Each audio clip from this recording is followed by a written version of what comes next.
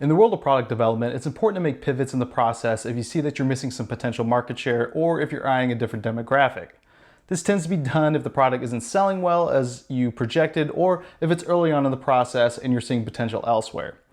I wouldn't recommend it in the 11th year of products. I think that's exactly what Reebok did with the Nano, and I'm confused. Let's get into the X1. So the Nano has been a staple shoe of the CrossFit world since 2010 when Reebok began their brand partnership. It was the first dedicated shoe to perform decently and made specifically for multiple facets of fitness. I'm talking running, climbing rope, Olympic lifting, powerlifting, you name it. Its number one feature was the flexibility in a shoe that also provided stability. If you want a more in-depth review, check out the review I just did on the Nano line because this video is solely focused on the X1 model. The too long didn't read of this video is I don't recommend the Nano X1 as a go-to shoe for cross-training or CrossFit where I did for every Nano before. But it's an excellent what I'll call accessory shoe. 2021 marked the first year the Reebok-CrossFit relationship is over, and Reebok apparently took efforts to either distance the Nano as a CrossFit shoe or they're attempting to expand their demo into a broader market.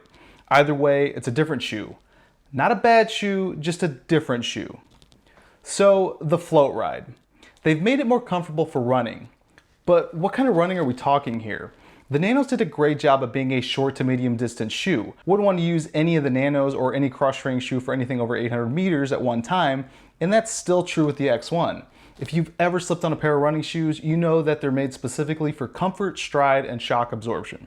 The X1s are definitely more comfortable to run in than any of its predecessors with the added float ride tech foam and curled up front toe box. I actually ran a 5K in these and it performed decently.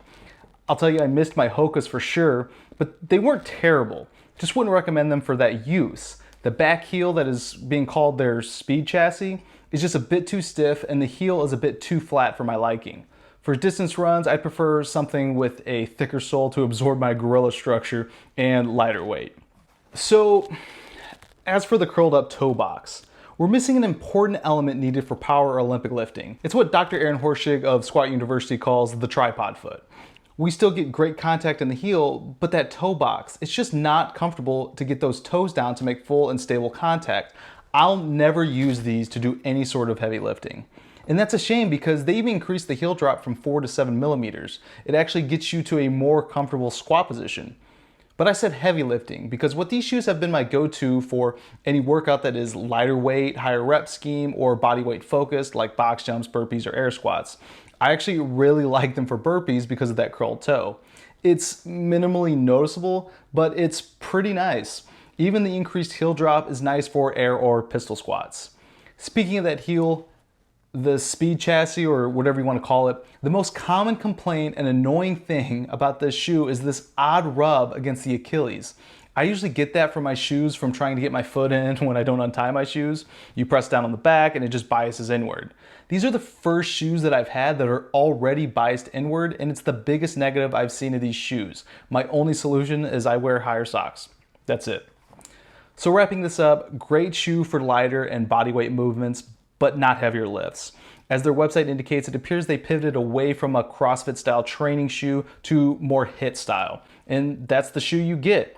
I would have expected with the design changes that Reebok would release it under a different name, but I understand that they'd already tag it with the Nano name because there's already an established consumer base, but that consumer base is CrossFit focused, so then they wouldn't expect to get a HIIT style training shoe. I'm still confused.